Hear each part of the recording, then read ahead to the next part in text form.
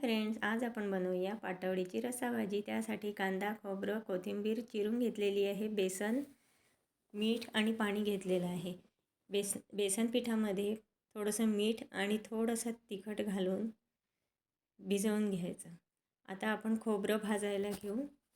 तेलावर खोबरं भाजायला घ्यायचं।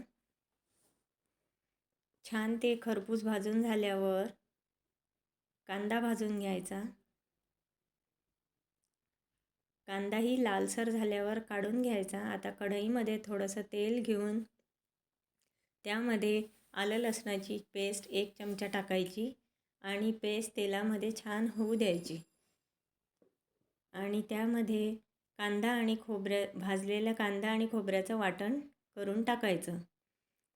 आता हे सगळं तेलामध्ये छान भाजून घ्यायचं।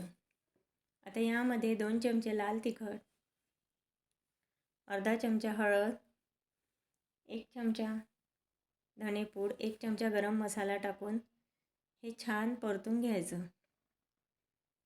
तेल सुटेपर्यंत परतल्यावर त्यामध्ये गरम पाणी टाकायचं। आता थोडा वेळ हा मसाला पाण्यात होऊ द्यायचा।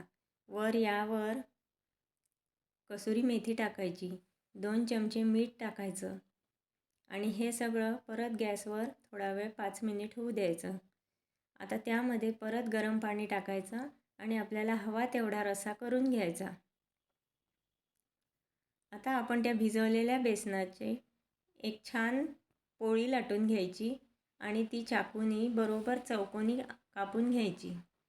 आता त्या रस्स्याला उकळी आलेली आहे, त्यामध्ये ती चौकोनी कापून घेतलेली पाटवडी टाकून घ्यायची आणि त्यावर झाकण ठेवायचं।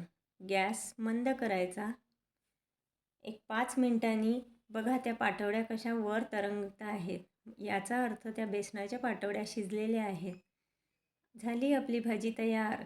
त्यावर कोथिंबीर भुरभुरायची